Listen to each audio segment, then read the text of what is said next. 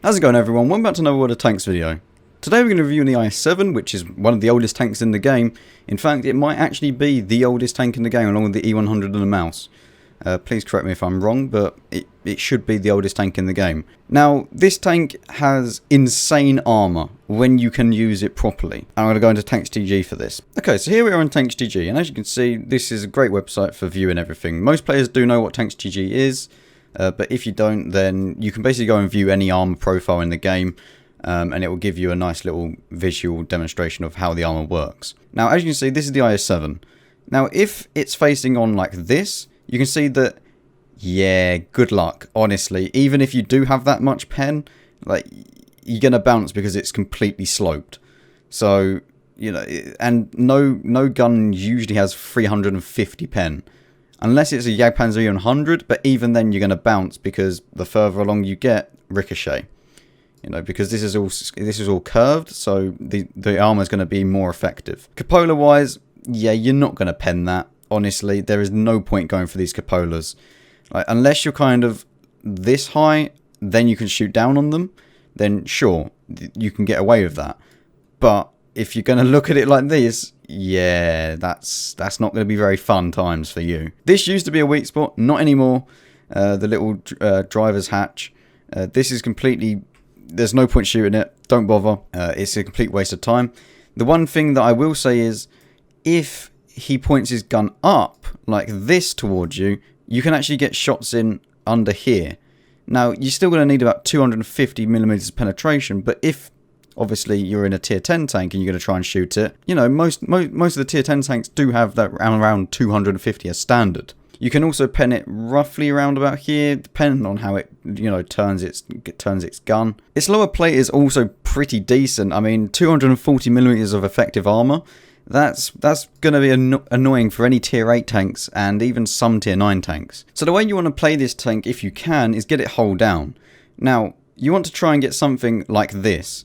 If you can get it like this, then as you can see, this is all that they're going to be able to see. Like, look at the armor values of that. 300 odd millimeters of armor, yeah.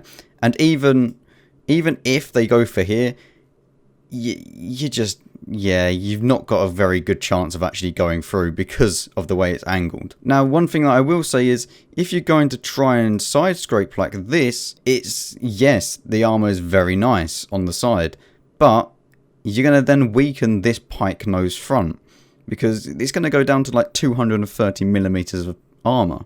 Now, this is well in the range of tier 8. You know, all they have to do is, well, some of them don't even have to fire premium for this type of pen. So just be careful of when you are, you know, going around a corner like this.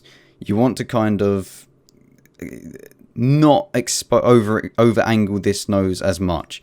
Honestly, it's probably easier to just go head on with this tank and just try and hope for the best. And then when you see that they're going to try and go for your lower plate, you angle like that and, you know, you go to the side or whatever. What I will say is you can easily track and do damage to this tank just by going through the front or indeed the back track. Now, the way this tank is designed at the side is you're going to pen it basically all the time as long as you're not going to use, you know, heat or whatever. Because that might cause damage to the tracks and then it won't do anything. Now, above the tracks, you're going to be looking, you know, don't pen it here. Whatever you do, if you see an IS-7 and he's side on, do not try and pen this little bit here. You know, always go for this bit. You know, if you can, go for this little bit, you know, because this is even sticking out, as you can see right here. This little machine gun port. So you want to aim right around here, because it's only about, you know, 180, 200mm thick. You know, and for most tanks it's going to meet, that's not an issue to go through. Now, if you do want to side scrape, which I do recommend, if you can, then you want to angle the tank something like this. As you can see, obviously there is going to be a wall. If I just use my browser again as kind of, you know, the thing, there's going to be a wall like this. So this is the only thing that they're going to see. As you can see, yeah, good luck with that. It's just going to get absorbed if it goes into the tracks. I mean, yeah, sure, you can get hit around here, but it's a very slim chance of doing it. And good luck with 500mm of armor or even 300 on the weaker side of the tank. You know, When you're like this, you're kind of unstoppable almost. I mean, at the rear, you're going to be looking at 100mm of armor, so don't bother, you know. It's not a very well armored tank at the back. Having said that, if you are going to go around the back, please don't shoot it here or here. Like, always through the back, you're probably going to hit the engine and then set it on fire. Because the engine and the fuel tanks are all at the back here, and you can go straight through and do loads and loads of damage. Okay, so never shoot it there or there because they are sloped. Always in the back. Now, even the side of the turret does actually have, you know, a lot of angling and sloping. So if you're going to shoot it towards the rear of the turret, or even, you know, just slightly inwards. Never shoot it around here because you're just going to bounce instantly because it's curved the way that it goes. And at the rear, yeah, just wherever you want it, really. I mean, obviously, you don't want to shoot up here, but, you know, anywhere around here. Now, as you can see here, Tanks GG does have a live kind of visual armor guide. And just look at that. I mean, if you... As I said, if you're hull down like this, good luck. That's just, yeah. I mean, there's a tiny weak spot there. You're never going to hit that. Honestly, you're just never going to hit these things. Not unless they want you to. You're not going to hit them. Especially at range, you've just got no chance against this tank. I don't know anyone that does this, but don't go for the gun mantlet. Like, it's 1,100mm thick. Okay, now I've discussed the armor with you, we're going to move on to the gun, mobility and view range, everything else about this tank. Now the gun is a really nice gun. It gets 490 alpha, much like the 277. It doesn't get the best of pen, it only has 250. Now, albeit this isn't that bad, because most of the time, you know, you're going to face targets that aren't always, you know, needing more than 250, but... You know, when you do, you got that 303 penetration for, you know, the Type 5 heavies and whatnot. Dispersion wise, you're looking at 0.4. It is not an accurate tank. Also, the aiming time is It's not very good. But honestly, if you stick this equipment loadout on it, so I've got vert stabs and gun rammer and coated optics, vert stabs is going to help out tremendously with this tank. You know, as you can see right here, I've got it down to 0.38. I'm not using food on this tank, and as you'll see later on, I can still have good games in this tank. You know, loadout wise, I'm using 18 AP rounds and 10 APCR with only 2 HE. It's not a tank that's got lots of ammo, which is a bit sad really, because I would like more ammo in this tank, but then at the same time, sure, you don't want to have loads of ammo and then it becomes a little bit overpowered. View range wise, it's great. I've got 475 meters, and I'm not even using food to boost that up. I do have situational awareness and also recon. Also, just a quick note, you can get this commander for from Twitch Prime. It's got released either yesterday, I think. Yeah, it got released yesterday or today, I can't remember. But that's out now, so you can go and claim that if you do have Twitch Prime. Mobility-wise, this thing is a fast tank. Now, it goes at 60 kilometers an hour. Yes, I know it says 59.6. Let's just round it up. You know, this thing goes at 60 kilometers an hour and it's not got a bad specific power to weight ratio. It's got a pretty decent horsepower for engine. Honestly, this tank is not a slow tank. It can really pick up speed, especially when you're traveling down a hill. You know, this tank's going to ram and do quite a fair bit of damage. Obviously not against a mouse or a Type 5 heavy. That would be a bit suicidal, wouldn't it? So I've spoken about all of this. Why don't we actually compare this to, say, some other tier 10 tanks that are kind of similar. As you can see, I've got the IS-4, the WZ-5A, the Object 277 and the Object 260, which is the reward tank for completing the campaign. Straight away you'll see that the IS-7 has 490 alpha, which is the joint highest along with the 5A and the 277. Obviously these other two have 440, and for some reason the IS-4 has just been neglected and has not even better reload time than the 5A. Having a look at the reload times, you'll see that the IS-7 is really lagging behind. You know, this tank, it might have 490 alpha, but it's not like these other tanks. It has 13-second reload, and you're only going to get this down to about 11.5. If we have a look at what I'm on, yeah, 11.5, and that's using this type of equipment. Sure, you could use vents, and then it will go down a little bit more, and you can use food, and you'll get it down to about 10 point something, or even 11. But I want to, make as much credits as possible and not kind of just hemorrhage credits. DPM wise, you're looking at basically the worst as well. You're even lower than the IS-4, and the IS-4 has only 440. I mean, that kind of does go to show how bad the IS-4 really is. But, you're not going to do anything kind of fast in this tank. It's not like the 5A where you can get that, pump it up to near 3,200 odd. Armor wise, if you look at the turret armor, it looks awful on paper. But as I've shown, it's a lot better than the other three, well, all of them, to be honest. Honestly, this turret in the game is just amazing. You're not going to get too many shots that are going to go through and be like, wait, how? Like with the 277, I get penned in the turret and just, I don't even know how, to be honest. But it's got a big old cupola. If you view it in the garage, you'll see it can be shot in a cupola here. And obviously the IS-7 doesn't have that. Power to weight ratio wise, you're looking at the second highest, or joint highest, let's be honest, top speed along with the 260. The 260 does have a better power to weight ratio, and it does have the same engine, so it is going to go faster than the IS-7. Having said that, you're faster than the IS-4, the 5A, the Object 277, and it's even got similar power to weight ratio as the 277. So you're going to get to places pretty quick in this tank. And view range wise, all the tanks have base 400 meters view range, so you're not going to worry about being outspotted by anything because you don't have, the 445 view range that you want to have. Another thing I just want to mention is I don't have the preset style on because I wanted to show you the tank, but I am going to be playing with this style, which is amazing. You could actually get this in the black market when they were selling it, but I actually got mine in the Christmas gambling boxes. And yeah, it looks like it's built to survive a nuclear fallout. So yeah, that's quite enough of the reading off the stats. Let's get into some gameplay now. Alright, so here we are on Tundra. And I was a bit AFK at the start. I think I was getting a drink or something. But we're live now. It's all good. And straight away you'll be able to see the mobility in a second of the tank. Now, along with this amazing camo that we have. And I really do wish that Wargaming do produce more of these. I think they brought it out for the Batchat, the Gorilla, the T-57 and the IS-7. So I just wish that they brought more of these out, Like, I would happily pay £5–10 for this, depending on what it looks like, But, instead of just releasing overpowered premium tanks and whatnot, I'd love to have more of this type of stuff in the game, But that's besides the point. It's not about that in this video.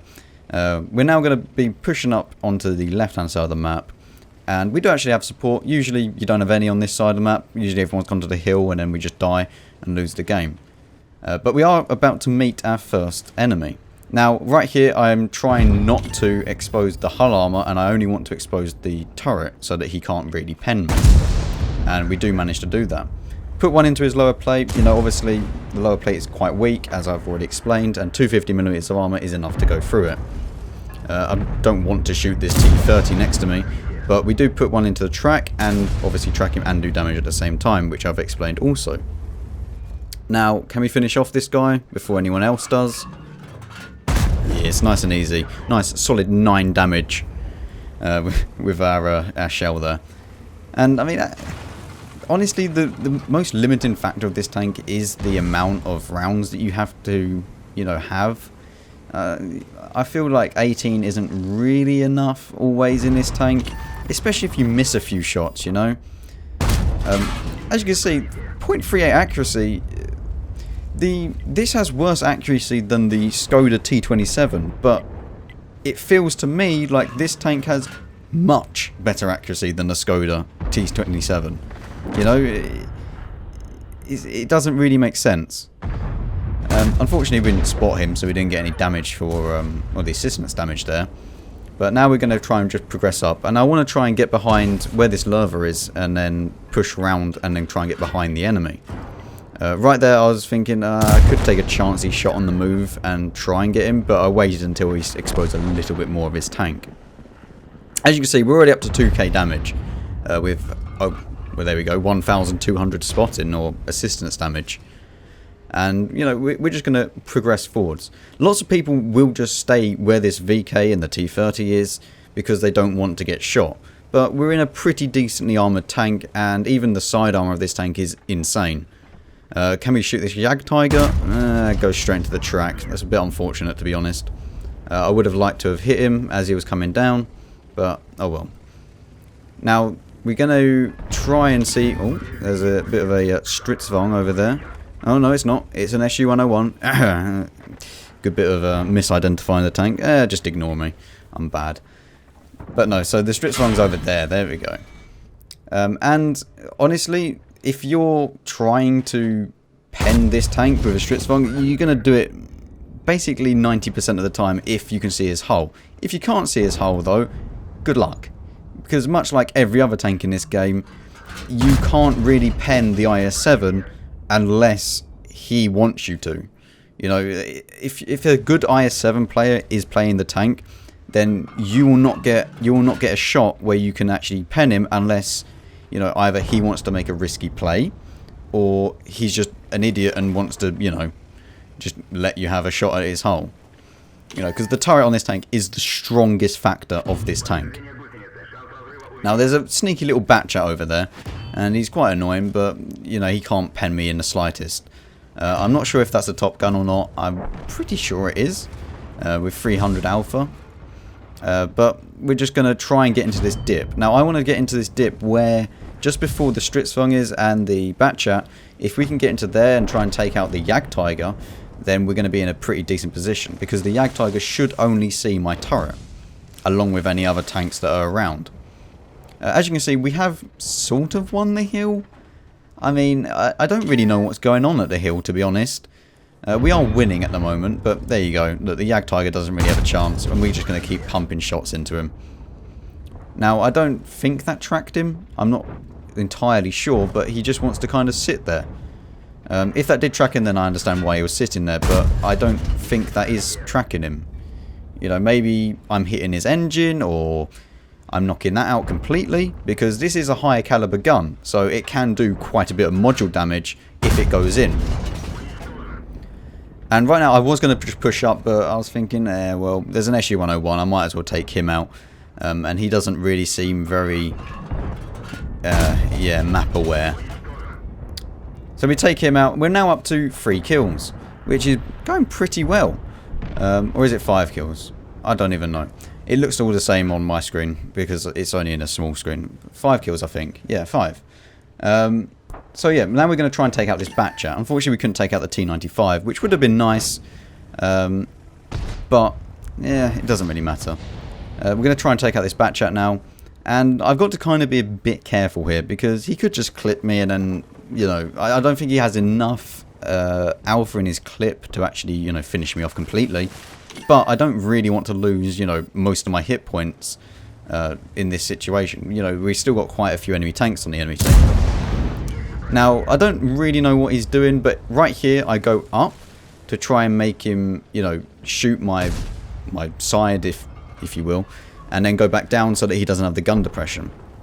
Now, I did think that he was just going to run off straight down the hill and then I could get a shot off, but unfortunately he gets finished off. I would have liked to have killed him, but yeah, you can't do everything, you know. He just gives himself to me. Thank you. That's a nice little Top Gun just for me. You know, cheers Object 430U, you just basically just handed yourself to me. And we're already up to 5,000 damage. You know, with 2k assistance damage. You know, already this would be a good game. You know, this is by far, this doesn't happen all the time. I'm not this good usually, okay? I don't just, you know, go out into a random game and just be like, there we go. You know, 5,000 damage, you know, 2k assistance. Although this was my first game of the day on this tank, and in general actually. Get another kill. We're now up to 7 kills. You know, finishing off the STA2. Can we get a Radley Walters medal? You know, this is what was going through my mind at the moment. I want to try and finish off this M103 now. We're going to try and take out his engine so that he gets set on fire, but unfortunately that doesn't work. And now he's going to just run off the cliff. What are you doing, M103? Can I finish him? No. And there goes my Radley Walters medal. Just like that. maybe we can actually finish off this M48 pattern. You know, we're going to try and ram him now because I'm reloading and I don't really have any other choice. No. Finish him off. No. Oh. But we do 7k damage with 2k assistance damage. As you can see, we got a load of medals. You know, the Mastery Badge. So we got Ace Tanker. We got 7 Bonds, Steel Wall, Top Gun, High Caliber. You know, it was just a great game for this tank. And I did apply the XP bonus, don't worry. As you see, we finished top on damage and experience done with 7k damage. And right here, we even take home a profit in tier 10. You know, albeit, yes, we did get a bonus for the 50k, but even without that, we would have still made profit overall. So, hopefully you did enjoy this video. If you did, then you know what to do, and I'll see you all in a bit.